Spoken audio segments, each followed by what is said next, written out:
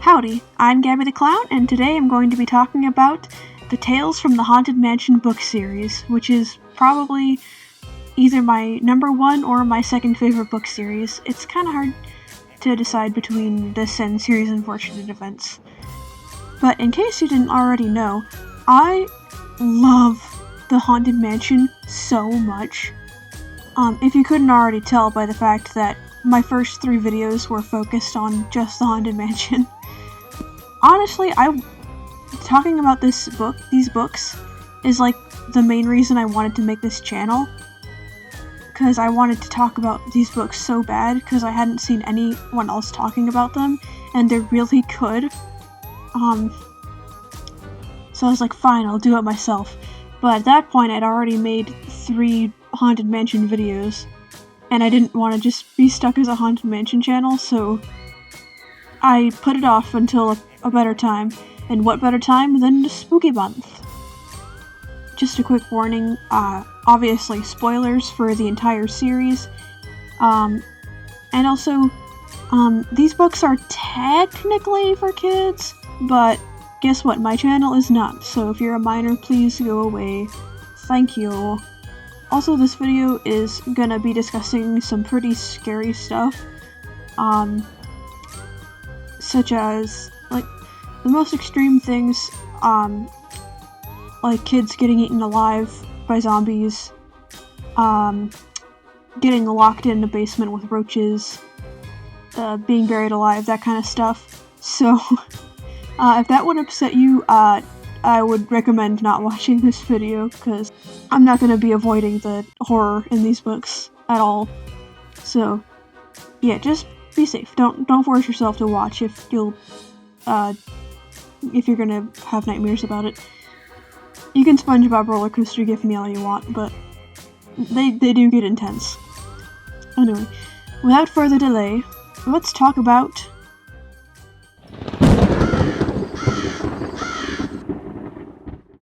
So the first book in the series isn't actually that crazy, at least compared to the others. It's still very good, but it is the one that I reread the least. It follows 4 middle schoolers named Tim, Willa, Noah, and Steve, and they're like a little club of horror fans, and they make horror stories together. But at some point their clubhouse gets like destroyed in a hurricane or something, so they have to go somewhere else. But they all get like mysterious invitations to go to the Haunted Mansion, so they go because they're stupid. And their parents just don't notice.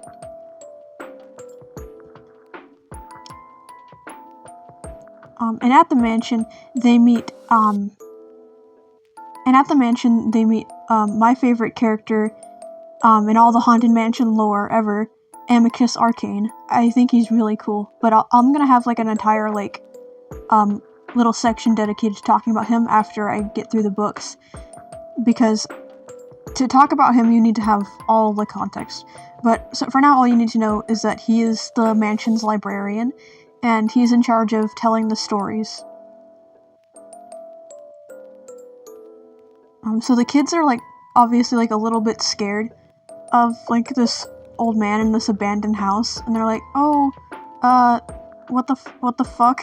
And at some point they end up telling him about, their like horror story making contests, where like, whoever tells the scariest story has to buy the other, gets to win whoever tells the scariest story gets free ice cream from the others.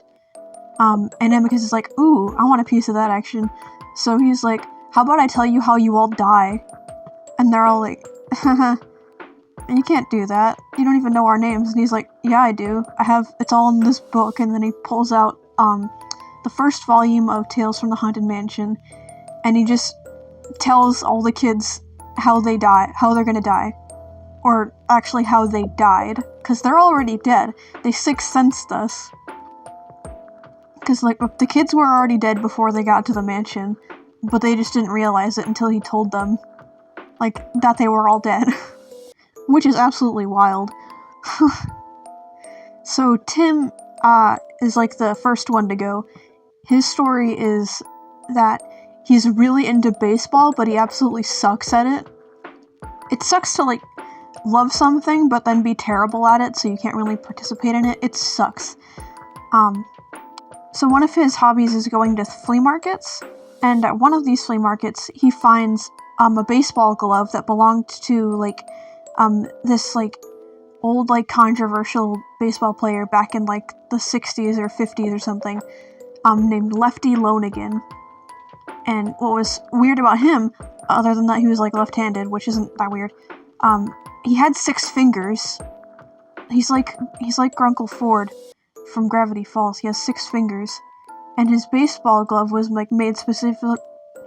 And the baseball glove was made specifically for him, and it's got, like, these weird symbols on it. It's got, like, a 13 and, like, a snake wrapped around a baseball bat tattooed onto it. So Tim is like, yo, this is really cool. And he, like, picks it up and he puts it on.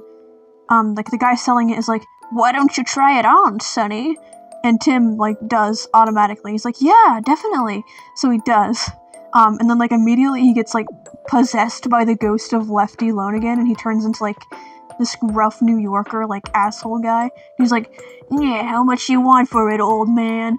And then the old man's like $50 or something. And then Tim's like, ha, no. And then he, like, throws a $5 bill at him and, like, runs away. And he was there with Willa, who, like, they're kind of, like, puppy love crushing on each other. And Willa's like, what the fuck are you doing? I'm gonna beat you up. Why did you do that? You're an asshole. And he was, and then he's like, wait, you're right, that was an asshole thing to do. Why'd I do that?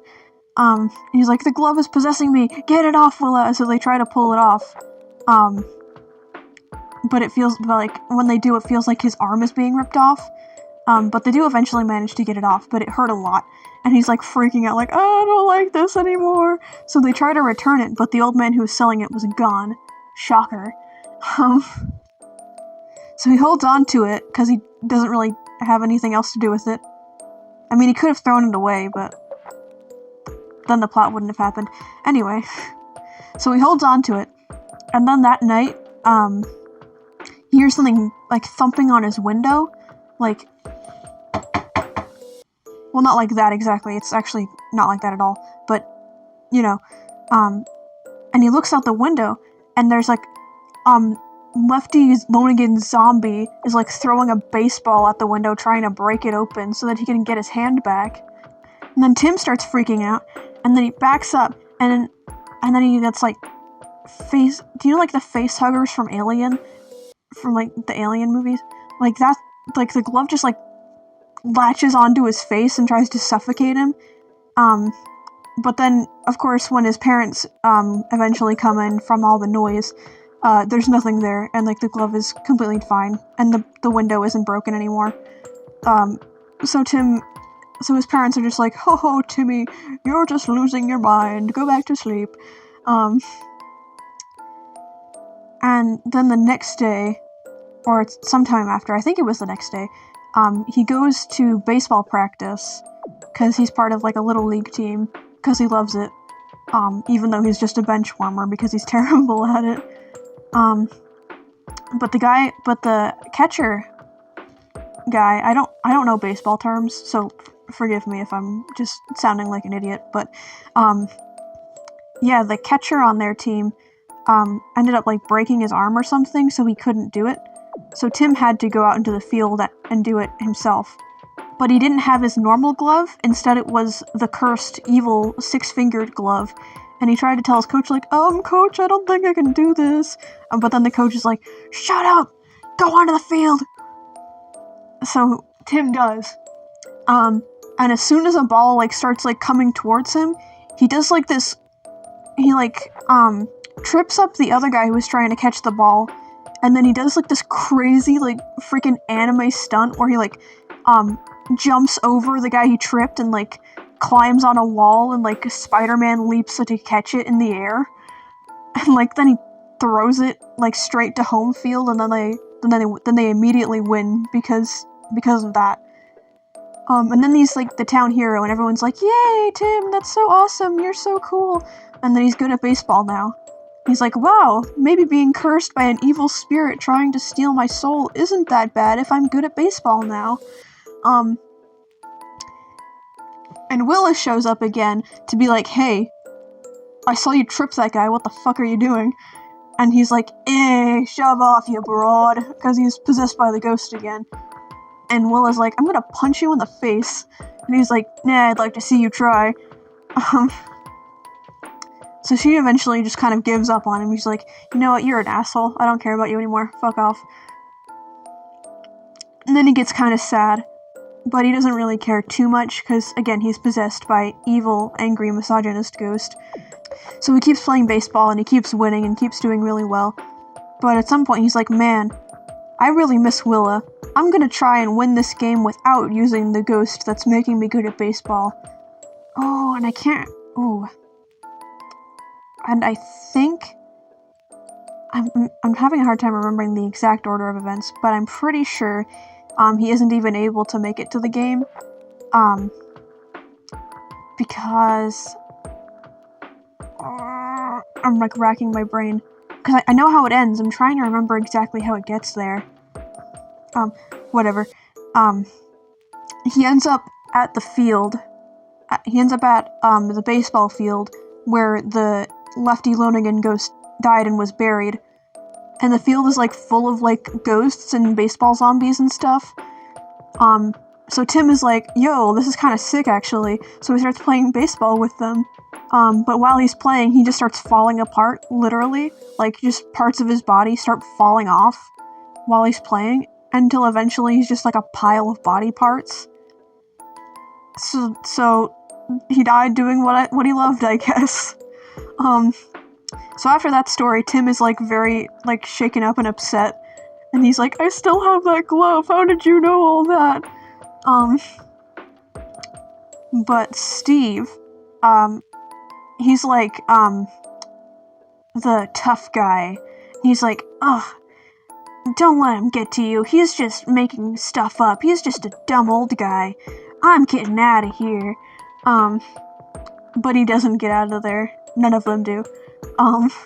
So next up is Willa, and her whole thing is that she had a lot of pets, but they all die. Not because of her, just because pets die. So she has this little charm bracelet, and each charm represents one of her dead pets. Remember this, I think it's gonna be important later. If I remember to bring it up, it's important for the last book. And the end of the next book, actually.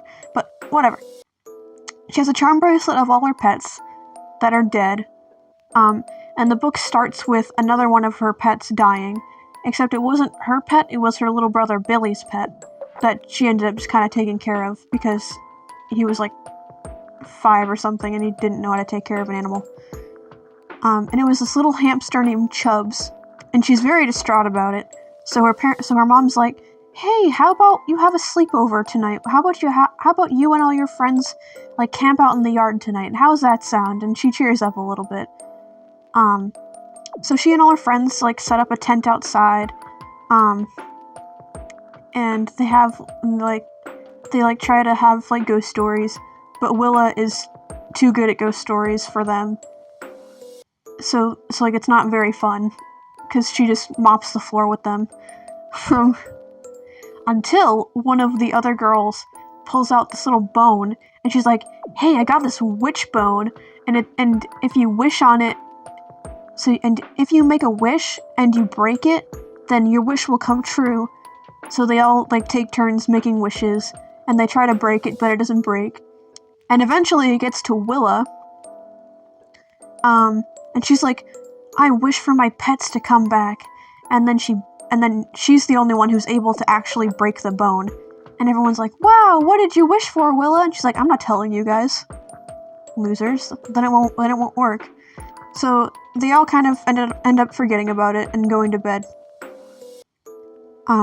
But then Willa hears something outside the tent, and she looks out, and the hamster is unburied, and it's lurking around. And she's like, oh shit, I made a monster. I wished my pets to come back to life and now they're zombies. So she tells her friends, and they're all freaking out. And it's very scary and intense. But it turns out that the hamster did not actually come back to life. It was just her little brother being a little shithead and pulling a prank on her. Because he was upset that she had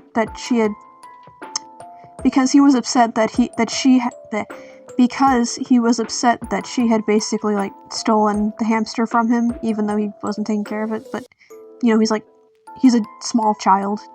Like, they're gonna be upset about that kind of thing. It's understandable. So everyone's like, oh, it was just a prank, whatever. Let's just go back to bed, whatever. That was crazy. But then Willa hears something else, and then she remembers, like, oh wait, the hamster wasn't my pet, it was my brother's.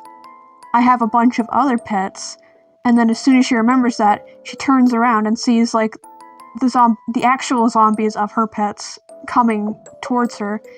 And it's like a goldfish, which I don't know how it's moving, actually, in hindsight. I don't know how it's coming at her, but magic. So yeah, a goldfish, a rabbit, and a parrot. And they eat her. And that's how it ends. They just eat her alive. And that's how it ends.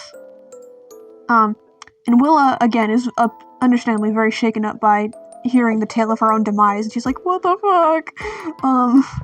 And Steve still isn't having it. He's like, shut up! This is lame. And then it's Noah's turn, and Noah's a sweetheart. He hasn't done anything much this whole time. He's just kind of been hanging out. Like, he actually, like, he's so sweet. He ended up, I don't remember how it started, but he ended up telling Amicus Arcane, the librarian guy, about horror comic books. And Amicus was like, oh, that's cool, I didn't know that was a thing. Because he's a ghost from, like, the 1800s. Comic books weren't a thing yet. Especially, like, horror comics. So Noah's story is that, he lives with his asshole stepdad, who makes fun of him for being fat and has a really mean dog.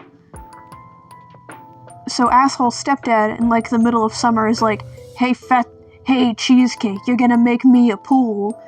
You're gonna clean out this old pool and you're gonna make it shine for the summer.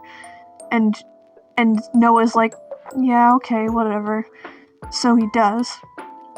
So, like, he spends, like, all day, like, trying to, like, get the pool up, even though he's, like, 12. And that's really not the job for a 12-year-old, but whatever. His stepdad's an asshole. But at nighttime, Noah, stays up reading, old horror comics that his actual dad left to him. And at the back of one of them, he finds an advertisement for sea monkeys, and he's like, oh, that sounds kind of cool. And oh, what the hell? And he like, decides to order some. And he assumes that he's not going to get anything back, because it was from, like, the 80s or whatever. And he's like, I'm sure it'll be, who cares? It'll be fun. He just kind of wanted to do it for the heck of it. He was bored. But to his surprise, he actually does get something back. He gets, like, a little capsule for, like, growing a sea monster or whatever. And he's like, wow, this is so cool. So he doesn't really live by the ocean or any big body of water, so he puts him in the pool. But nothing ends up happening. He's like, oh well, it's from the 80s. The chemicals are probably broken by now. It's probably expired. So he goes to bed and he doesn't think about it. But then, in the middle of the night, he hears something, and he goes outside to investigate a strange noise, which you should never ever do. And it turns out that the sea monster actually did work, and now he has a pool monster in his pool, with these giant freaking tentacles, and they're trying to eat the dog, but he manages to save it.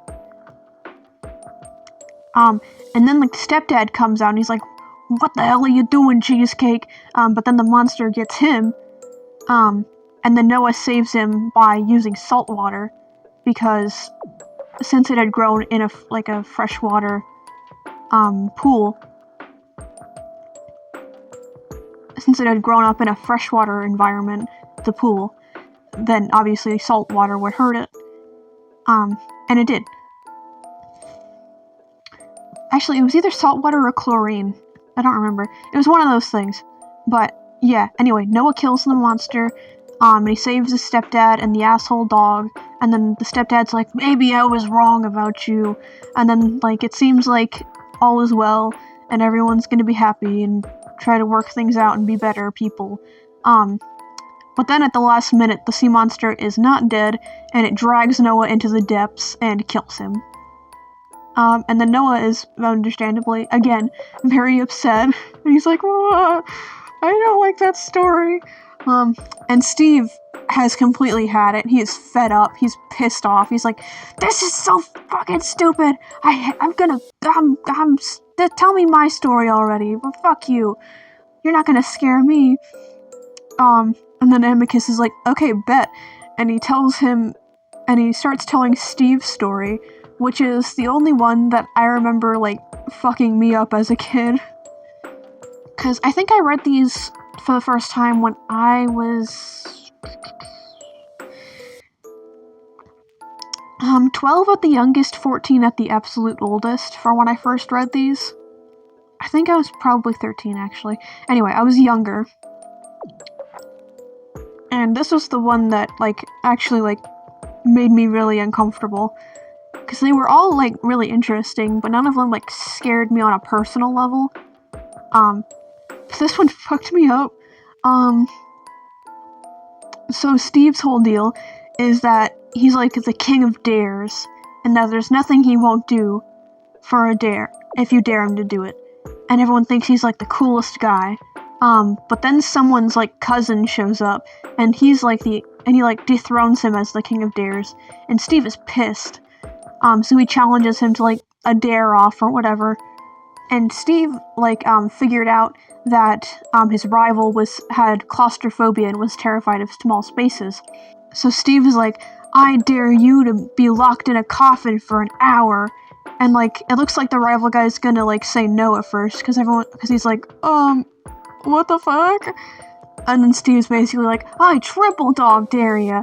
So, rival guy has no choice but to do it, or look like a loser. And he's not gonna look like a loser. But by the time, Steve gets back to the coffin to let him out, the coffin is gone. And he's freaking out, like, what the fuck, where did he go? And so Steve, like, runs to the graveyard, because that's, like, that's, like, obviously where he went. And he manages to find him, and he digs him up, and it's a skeleton. And he's, like, freaking out, like, what the fuck, I killed a guy, holy shit. But then, above him, he hears laughter, and they're like, haha, I didn't actually do it, we pranked you. And Steve is really fucking pissed, because Steve's got an ego on him. He does not like to be embarrassed, or made out to be a loser. And he just got made out to be, like, a huge fucking loser. Because he was, like, crying and, like, freaking out. It was, like, an understandable situation, but they're middle schoolers. If you show any emotion, they're gonna make fun of you. So Steve's like, you know what, fuck you. And then he, like, lays down in the coffin, and he's like, bury me. And they're like, what? And he's like, yeah, I'm gonna bury myself alive. That'll show you, asshole. I'll be the coolest guy. And they're like, I don't think you should do that. And he's like, fuck you guys. So he basically just buries himself alive. And by the time the kids, like, get help, he is dead. Because it's been a while. But he has, like, this smug look on his face, like, yeah, I did it. I beat you. Lol, you couldn't kill yourself for dares. You're not about this. You're not about this dare life. So, and that's how Steve died. And it fucked me up, because I freaking hate the idea of being buried alive. I don't think anyone likes the idea, obviously, but, like, dude, that's, like, it's horrible. I hate it so much. I don't think I have claustrophobia. I think it's more so just I don't like the idea of being trapped somewhere. because I don't mind small spaces if I know I can leave. Like, when I was little, I would, like, hang out under my bed or in my closet, because it was really cool. But as soon as the door doesn't open anymore, it's not fun. So yeah, and Steve, isn't scared, he's just really pissed off. But then, after all the stories have been told, and Amicus, like, closes the book, he's like, so do I get my ice cream now? And they're all like, no, you don't get any fucking ice cream, you're mean! We're leaving! And Amicus is like, you guys can't leave, what are you talking about? You guys live here. And they're like, what? We don't live here. And then he's like, did you guys forget that you're, like, dead and stuff? I literally just told you that you're dead. And they're like, that was just stories, though. And he's like, no, it wasn't. Like, that's what happened. You guys are dead. And so, like, then they all, like, realize, like, oh, yeah, we're ghosts. And, like, it all comes flooding back to them. It's like, oh, yeah, we're dead. And that's basically how the book ends, with them being like, oh, yeah. And then them just, like, kind of settling into the mansion, like, oh, yeah, we're dead. Huh. Whoops. So, yeah. So that's the entire first book. It's definitely not my favorite, but it is nostalgic, because it was the first one I read, obviously, because it's the first book. Even if it doesn't scare me nearly as much as the other ones do, I just still have a place in my heart for it. Speaking of ones that actually, like, fucked me up, though, the second book, easily, messed me up the worst. Particularly the last story, but I will try to do them in order. So, this one focuses on a guy named William, who's, obsessed with the paranormal.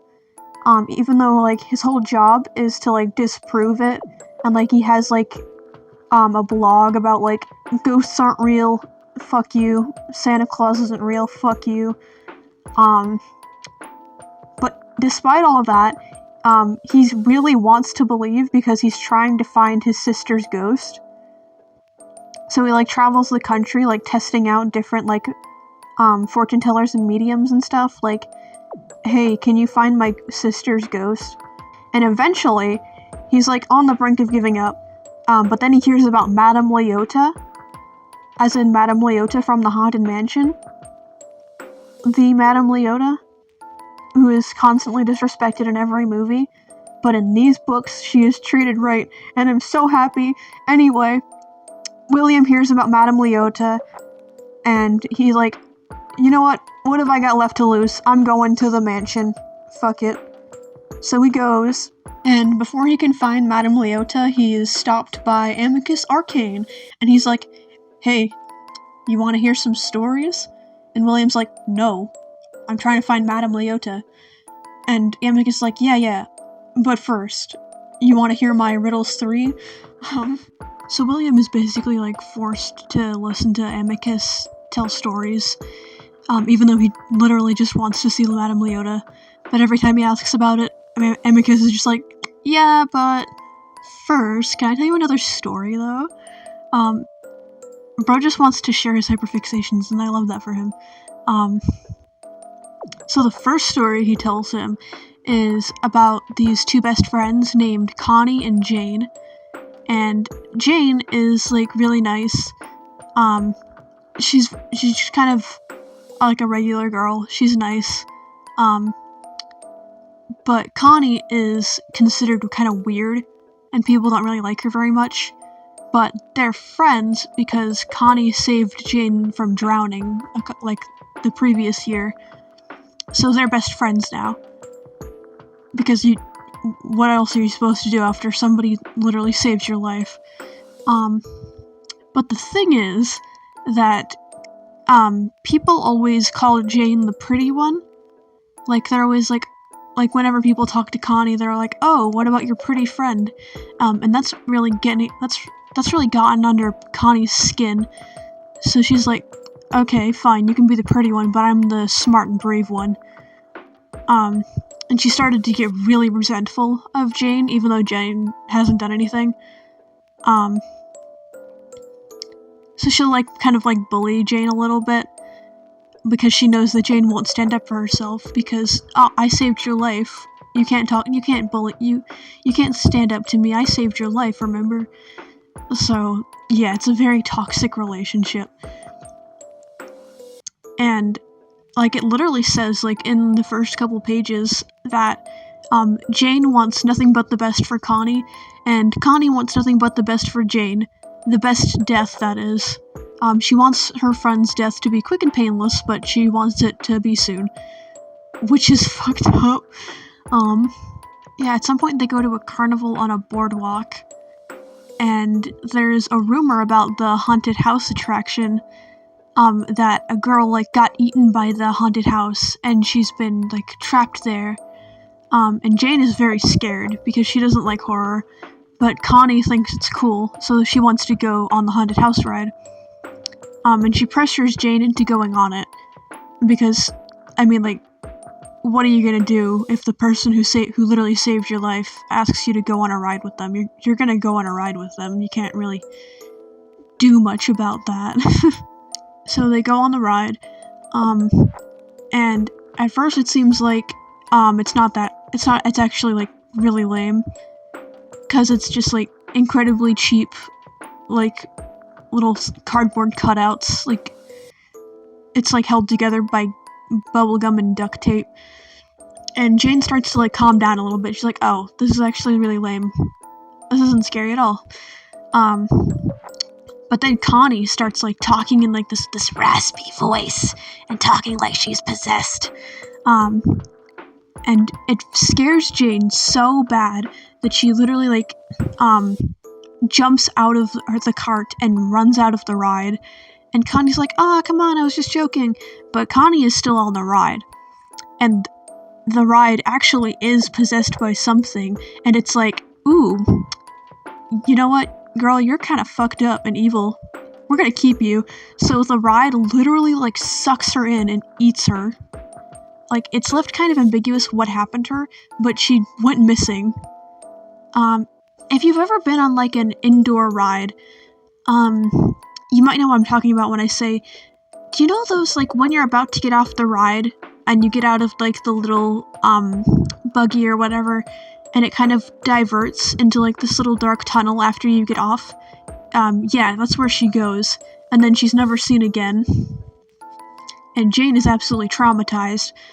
But then, like, a long time later, when Jane's an old lady, she's taking her granddaughter out, and her granddaughter really wants to go to the carnival, but Jane is traumatized by carnivals, and she's like, oh, I really don't want to go to the carnival, sweetie, can we do something else? But then the granddaughter's like, what are you, chicken? And she's like, fine, whatever, I'm old, I don't care anymore. So they go to the carnival, and to Jane's shock, it is not only the same carnival and the same rides, but it's even the same, like, carnival barkers and employees. Like, it's literally the exact same place and the same people. So she's very freaked out, and then her granddaughter's like, ooh, I want to go on the haunted house ride, and the grandma's like, nuh-uh, we're not doing that. But then the granddaughter goes on anyway, and she's like, oh shit, I guess I have to. But then they get to, like, a room of mirrors, like a mirror room in the, haunted house ride, which is where Connie had scared Jane so bad that she ran away. But this time, there actually is something there, and guess what? It's Connie's evil ghost, come back to traumatize Jane even further. So Jane, like, covers her granddaughter's eyes so that she can, like, confront Connie. They don't really have, like, a confrontation, it's more so just Connie, like, laughing in her face, like, ha, you're ugly now, you're old and ugly now, guess who's the pretty one now? It's me, bitch.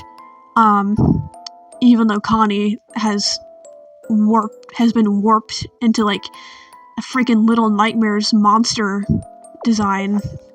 It's what's on the inside that counts, and what was inside of Connie was evil, so, yeah. And that was the first story. and it's really good. I don't think I did it justice. It's probably one of my favorites from any of the books. It's really fun.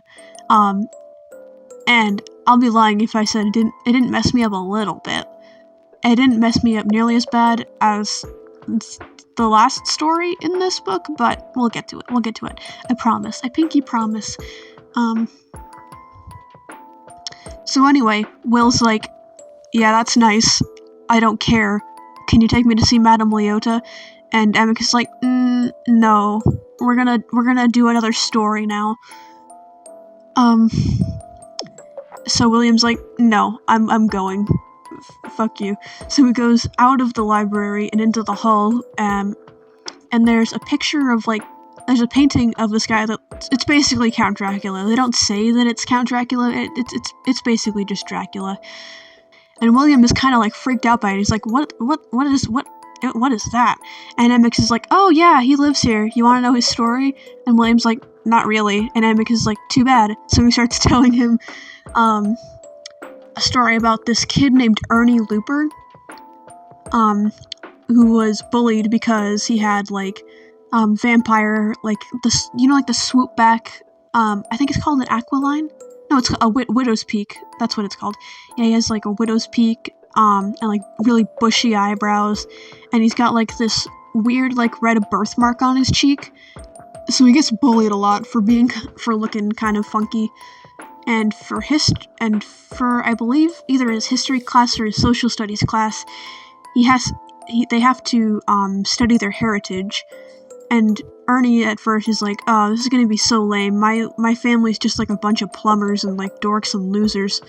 But then he actually like goes on like Ancestry.com or something, and he finds out that their family is actually like descendant from Transylvanian royalty, and they're like, ooh, that's pretty cool. So at some point he goes up to the attic of their house to see if he can find anything from that. No, I'm sorry, I got the order of events reversed. Reverse that. He goes up to the attic first to see if he can find anything, and he finds this trunk with a family crest on it. And then he looks up the family crest and finds out that it's Transylvanian royalty. But then when he's going through the chest, it's just dust and, like, a suit and, like, a wooden stake that he accidentally cuts himself on. But after he cuts himself, some of the blood gets on the dust in the trunk, and that night, the dust reforms into Dracula. It's not. They don't say it's Dracula, but I'm just gonna call him Dracula because it's just Dracula, which isn't a bad thing. Dracula's rad as heck. One of my favorite books. So yeah, Dracula's there, and he's starving, so he like leaves the house and he like goes out hunting, and we cut to like this unnamed cashier girl, who's like leaving for the night, and she's like going home in the snow, and she notices, like, a guy, like, standing far away, but there's no footprints around him, and she's like, how the hell did he get there? Was he standing out there before it even snowed, and he just stayed there? Like, what the fuck? So she's freaked out, so she tries to get to her car quickly, but then Dracula, like, appears, like, right before she can get in, and he, like, hypnotizes her, and he, like, eats her. So she's dead. So now everyone in town is, like, starting to, like, freak out, like, oh, we're finding people with blood drained out of them, this is horrifying, there must be some kind of, like, serial killer or something. But Ernie, who's been, like, doing research on his family, is like, wait, we're from Transylvania, oh my gosh, that's vampires, and he's got, this girl in his class who's, like, really obsessed with vampires and stuff, and she's like, dude, you let out a vampire? Dude, you gotta kill him. And he's like, how do I kill a vampire? And she's like, you gotta get a wooden stake, dude. And he's like, well, how do I get a wooden stake? She's like, I don't know. Figure it out. So in the woodworking class, they're trying to make, I think it was like sconces or something. But he got a bad grade because he, like, made his into a wooden stake instead of actually making what they were supposed to. But he was like, I don't care about a bad grade, I gotta kill this vampire. So he goes home that night, And to his surprise, the vampire is sitting at the head of his table as like the guest of honor for his family, and his parents are like, "Oh, you were right about us being descended from royalty. He came all the way from Europe to come hang out with us. Isn't that crazy, Ernie?" And Ernie's like, yeah, that's crazy."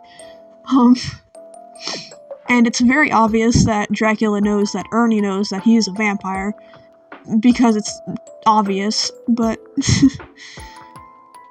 but over the course of the dinner, Ernie ends up getting kind of attached to him, because he's like, "Oh, he's like my uncle, dude. Like, that's crazy." And he's really nice, and he's like super charming and stuff. I don't really want to kill him anymore. But he still tries to, but then like once he gets Dracula alone, Dracula's like, "Oh, thank God, I'm so done with being immortal, dude. Can you just kill me already? This sucks." But then Ernie like kind of hesitates, and he's like, wait, what if you go to this mansion that like has a bunch of dead people? Then you wouldn't be hurting anybody. And then Dracula's like, "A mansion? Oh shit." So, so Dracula lives at the Haunted Mansion now. He retired instead of dying. And that's that story. It's a bit silly, but I like it a lot because vampires are cool and Dracula is cool. And it's just it's fun. It's very fun. But William doesn't think it's very fun. He's very irritated. He's like, "Cool story, bro. Where can I see Madame Leota now?" And Emmy's just like, "No, not yet." And William's like, so he just leaves again and starts looking for Madame Leota on his own. He ends up, actually, let me double check this, because I don't remember the exact order of events.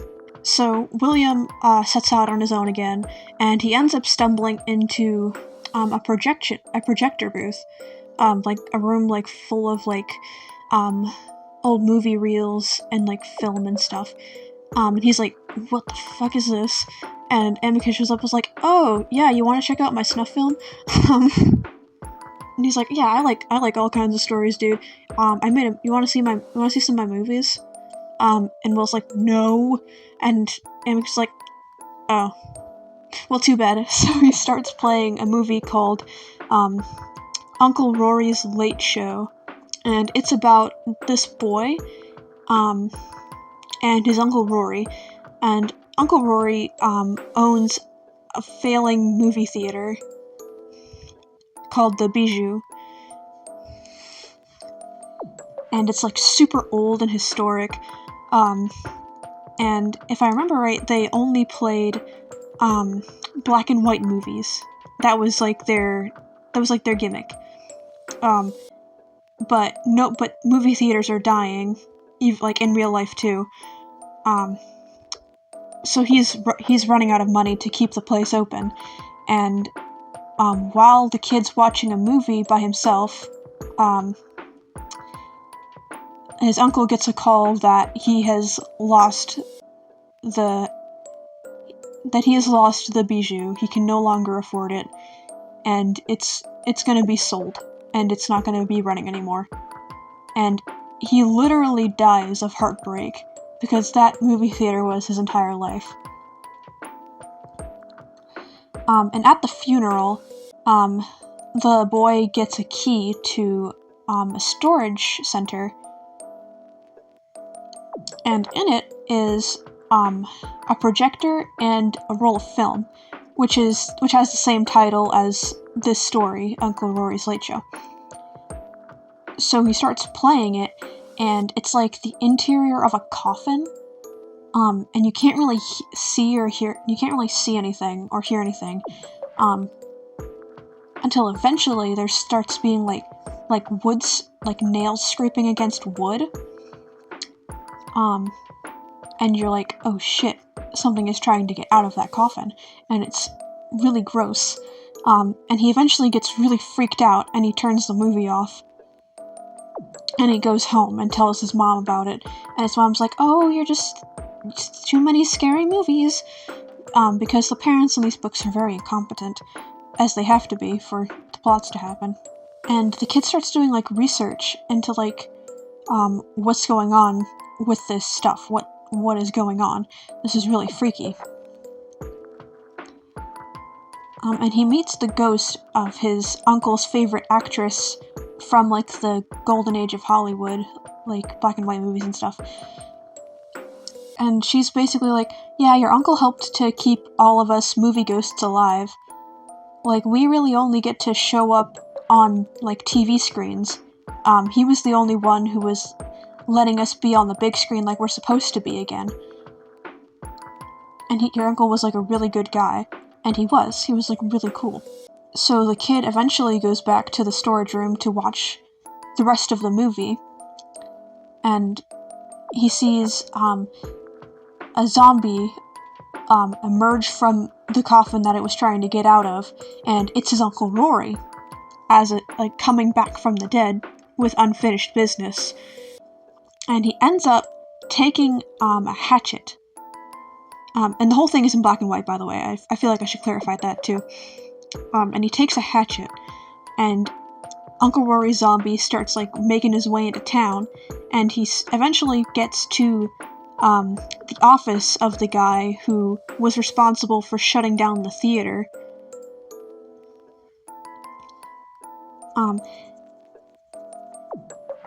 And it plays out like an old horror movie. It plays out like Psycho, where,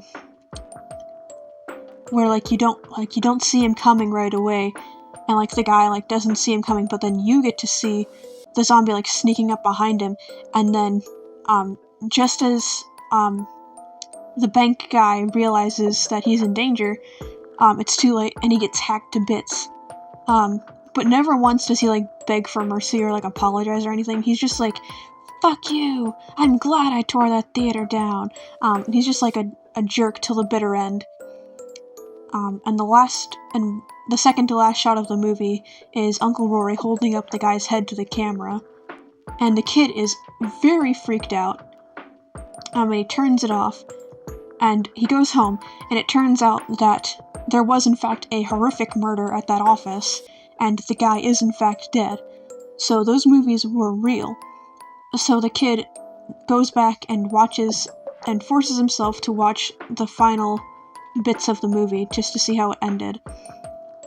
Because he loved his uncle, and he's like, okay, I need to know, does my uncle get, like, a happy ending? What's going on with this? And so the last scene in the movie is Uncle Rory's ghost, not ghost, zombie, but whatever, whichever, undead Uncle Rory, going to the Haunted Mansion cemetery with, the ghost of his favorite actress, who is, like, and they live happily dead after. That was a terrible pun, but whatever. And then the movie ends for William, too, and he's like, and he doesn't even, like, comment on it, he just leaves. And Amicus is like, wow, that was rude as fuck. And then William remembers something that Amicus said, don't go into the attic, or else you'll die. So William's like, well, that's gotta be where Madame Leota is, if he's so adamant about me not going there, and he's not letting me see Madame Leota, then Madame Leota must be in the attic. Because he's stupid, and he doesn't know what we know, or at least what I know. I don't know who you are. But anyway, he goes to the attic like an idiot, and in the attic is Constance Hatchaway, the murder bride, and she tries to cut his head off and kill him, which is what she does. And he almost dies, but he is saved at, like, the last minute by the ghost of this little girl named Camille. And he's like, oh, thank you, kid. And she doesn't say anything, she just kind of looks at him. And then Amicus is like, wow, you're really stupid if you went up there.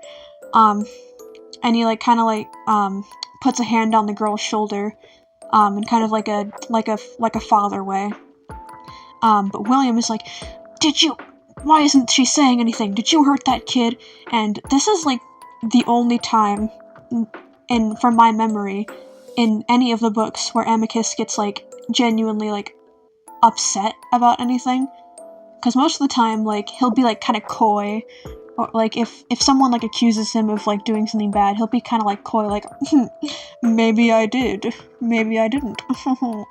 But the second William accuses him of hurting Camille or being responsible for something relating to her, he gets, like, genuinely, like, he gets, like, genuinely offended. He's like, I absolutely not. Shut up. I'm gonna tell you a story, kid. You sit down. And then we get Camille's story, which is the one that still fucks me up to this day at my grown age of 20. I cannot read this story unless I genuinely want to be up all night, like, with my skin crawling. Like, oh, it's so gross, dude.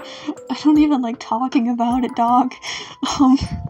But I must, for journalism. This is not journalism, but you know what I mean. Anyway. So Camille's story is that she is, that she suffers from selective mutism.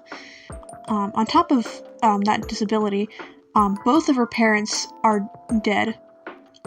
So she has been sent to live with her aunt, who absolutely hates her for literally no reason other than that she's a bitch, and I hate her. And her aunt has, either inherited or purchased this giant mansion that she's refurbishing to be a hotel. And it's incredibly cursed. Like, nothing good has ever happened there. But she's like, oh, I'm gonna make it so pretty. And it's already terrible for Camille. Not just because her parents are dead and she has to live with some bitch who hates her, but she can't even really go outside because it's surrounded by, like, flowers and bees, and she's allergic to bees. So she can't go outside, so she's stuck inside all day.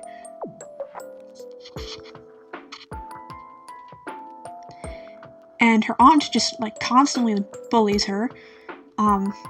So she's suffering a lot.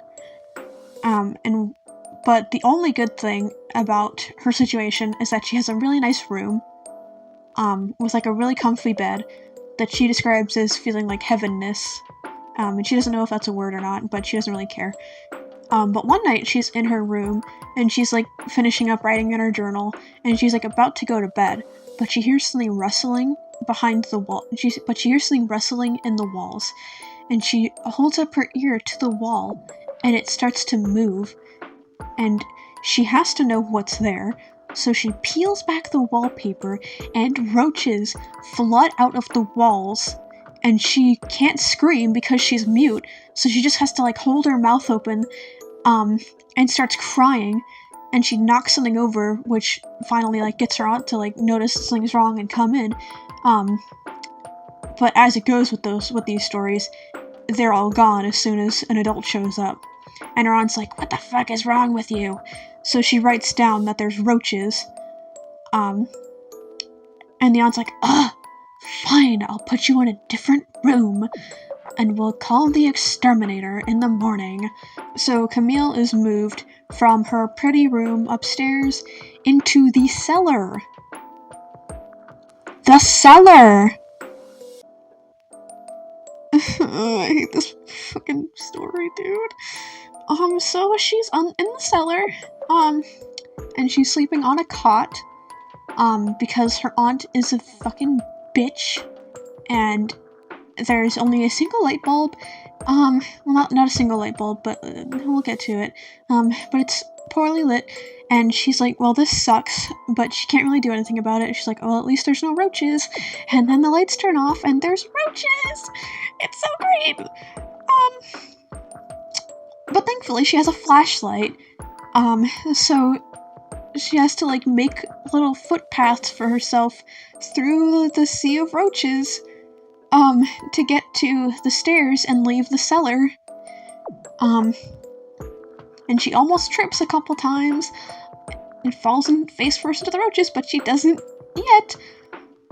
So by the time she gets to the stairs, she manages to turn the lights on for a little bit, but then the light bulbs start burning out, almost as soon as she had turned them on. So she's like, oh shit, I gotta get out of here, and she goes to open the door, but it's locked! It's locked! Yippee! I'm so happy. And so she's stuck in the basement with all the roaches, and the lights are off, and she literally has nothing that she can possibly do to escape the situation. And she tries to go back down the stairs to, like, try and figure something out, because the roaches are still everywhere. Literally every conceivable surface is roaches. So she tries to go back downstairs, and she ends up tripping into the roaches. But it's not over yet, because she passes out, and then she wakes up, and she's covered in roaches, and they're, like, trying to, like, climb into every freaking orifice in her face, and, she manages to... And when she wakes up, she finally manages to scream for the first time as they climb into her mouth, and she dies. And it doesn't even end there. So after she dies, the aunt opens the basement. She's like, oh, that stupid girl must have fallen. Because, of course, the roaches aren't there anymore. So she doesn't even get freaking justice for being abused and basically murdered. And that's it! That's the story! I'm so fucking happy! Dude, this story fucked me up so bad, dude. I can't even... I will never not be scared of roaches. I was already scared of roaches before I read this story as a kid, but this solidified it. No matter what I do, I will always be scared of roaches. And you want to know something even more fun? As of recording this, I have seen 2 ginormous freaking black roaches 2 nights in a row. Every time I've, like, every time I've went to go to bed. So it's a sign that I'm making the thing. Fucking hell. And it was like, they were the biggest freaking roaches I've ever seen in my freaking life. I almost threw up the first time, and the second time I think I cried. But the relative I'm living with, caught them for me, because I would have simply left. I would have simply died. Because I genuinely, it's paralyzing. I cannot, dude. I cannot. Like, every time I start to think that I'm getting over this fear a little bit, and then I see one, and then it's like I'm 2, and then it's like I'm 13 again, reading this story for the first time, and being like, dude, And not only did this story, make me permanently scared of roaches, I cannot stand them. I can't even, like, look at pictures of them, dude. I can't. So not only did it do that, but it also made me scared of the Haunted Mansion as a whole. Like, I genuinely could not, like, whenever, like, if we went to Disney, I could not bring myself to, like, even look at it. Like, I would feel, like, a surge of anxiety. Like, I would, like, freeze. I would, like, it was horrible. And when I finally was like, okay, this is stupid. I love the Haunted Mansion. I'm gonna go on this ride again. So I did with my family. I was gonna ride with my mom and my dad, so that I could, like, get over it a little easier. And I was, like, small at this point, because, like, even now I get mistaken for being younger than I am, but, like, even when I was, like, 13, I kind of looked more like 10. But as I was, like, trying to get into the buggy with my parents, the attendant was like, it's only 2 per buggy, which is not true. At least not when there's a small child. Small children can fit between their parents. Like, that's always been the freaking case. So I wasn't able to get on the buggy with my parents. But then I was like, okay, that's fine. I'll just get in with my grandma and my brothers.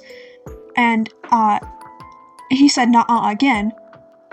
So I ended up in a buggy by myself, after I was already pretty, like, scared of the Haunted Mansion at this point, and I just cried the entire time, and it was horrible. And after the ride, I was like shaking, I was crying, it was terrible, it was awful.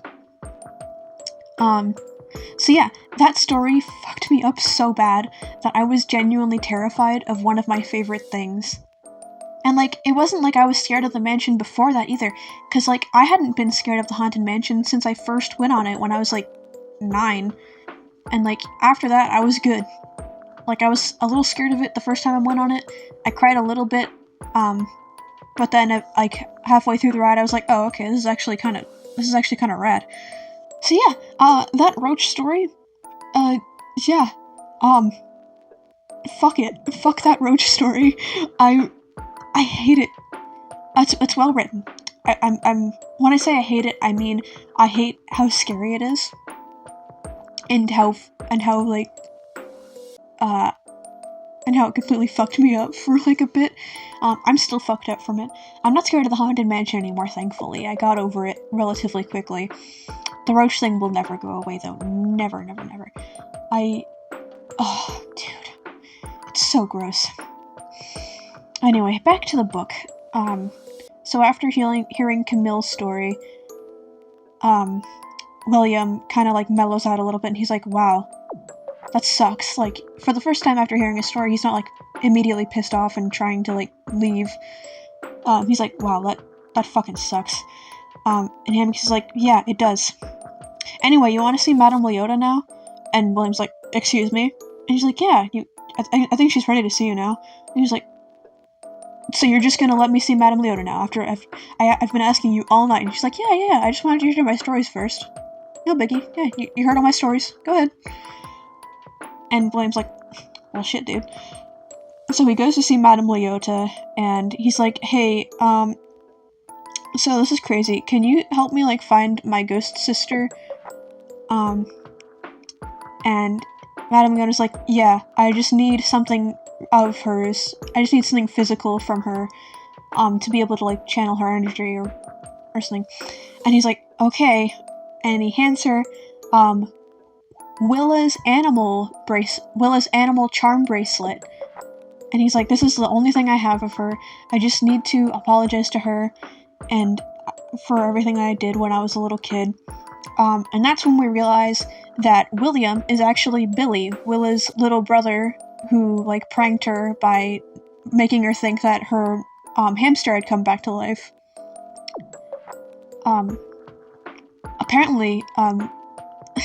Apparently your older sister dying when you're, like, 5 or something is gonna traumatize you. Who would have guessed that? But lucky for William, Willa is already at the mansion. She just shows up right there. And it's her birthday, so the whole mansion is having a birthday party for her. And he gets to celebrate his sister's birthday with his sister for the first time in, like, 20 years. And it's a really sweet ending. And all of the characters from the stories that we heard along the way are there. And it's really sick.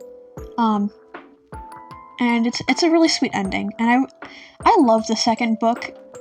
Even though it's the one that scared me the most growing up, I still love it so much. It's so much fun. The roach story, genuinely the scariest thing I've ever read. Stephen King books had nothing on this shit, dude. Like, I read through freaking Pet Sematary and I was like, oh, that's it. I read through The Shining and I was like, oh, that was fine. I read, dude, the roaches from Tales from the Haunted Mansion, Volume 2, Midnight with Madame Leota, that is real horror. I will never get over that story, dude. It's so fucked up.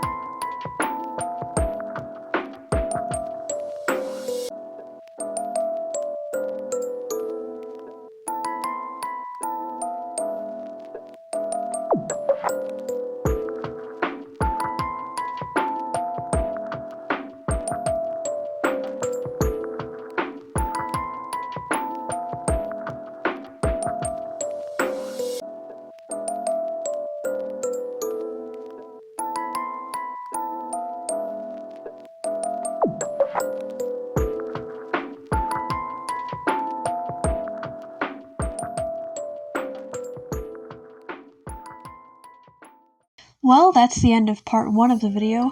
Yes, part 1. This video was actually was originally going to be about 2 hours long, but the file was way too big to be able to export it, so I'm splitting it up into 2. The second part should be out at around the same time today. And if you could also watch it and like give it love too, I'd really appreciate that. Because I really wanted this to just be one big video, but it was not gonna happen, unfortunately. But I hope you liked this one, and if you did, please leave a like, and please, please, please, I'm begging you, watch part 2, because I really like these books, and I really hope that people will listen to me yap about them, even if they're not very popular. But if this is all for you today, I hope you have a great night, day, or whatever time it is where you are. Cheers!